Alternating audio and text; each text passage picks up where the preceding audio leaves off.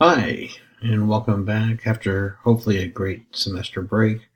My name is Scott Faust, and for those who do not know me, I currently live in the Twin Cities. I am a nurse practitioner by training. My clinical focus in practice is a full time hospitalist, and I also am a part time extensivist. Essentially means going out to folks' homes who are unable to travel to the clinic. You can think of old fashioned house calls and so forth. And basically, I bring the internal medicine and geriatric office to patients who are unable to travel. Based upon my clinical and academic areas of interest, I have chosen to focus my dissertation on conflict management in end of life care.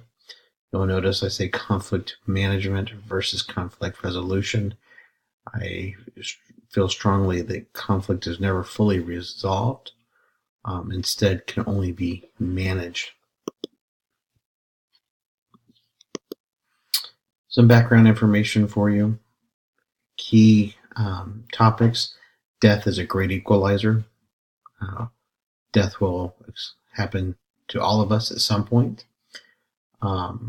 When done well, an end of life experience is a beautiful and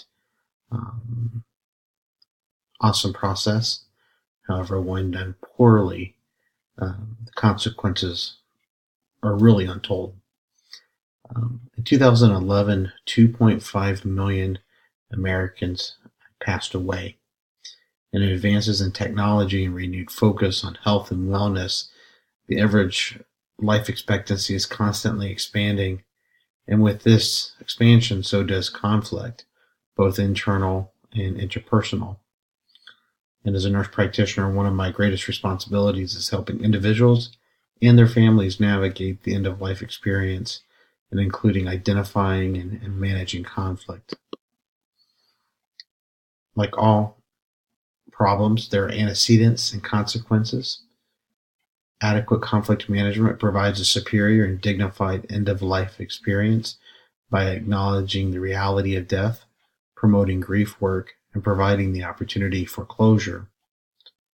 An unresolved conflict increases stress, anxiety, and introduces other burdens, which prevents the adequate grief work from being accomplished, particularly during this time. My problem statement is that what is the lived experience of an adult individual with a terminal diagnosis requiring conflict management at the end of life? My working hypothesis is that effective conflict management is hypothesized to play a vital role in helping individuals and their families navigate this experience, with the ultimate goal of experiencing a dignified death. My goal is three-pronged.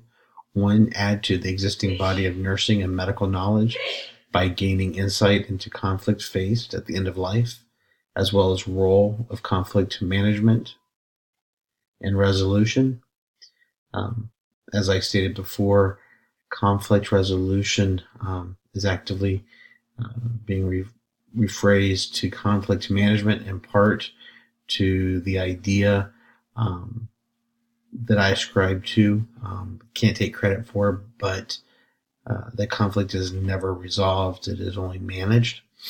And improve the quality of life experience by supporting and advocating for not only the patient and their families, but also nursing and medical professionals who assist those on a daily basis. Also want to set the stage for additional clinical and academic research. My plan of action, keep in mind this is preliminary, but my clinical background and research interests, historically I've been more of a qualitative researcher than I've been a quantitative. And I firmly believe that qualitative research lends well to this environment in which I focus not only on the patient and their family, but also the healthcare providers. I was initially planning on focusing on the lived experience and the phenomenology perspective of the individual who's experiencing end-of-life care and subsequently conflict. but I've also been exposed to the role of narrative research, and this is very intriguing.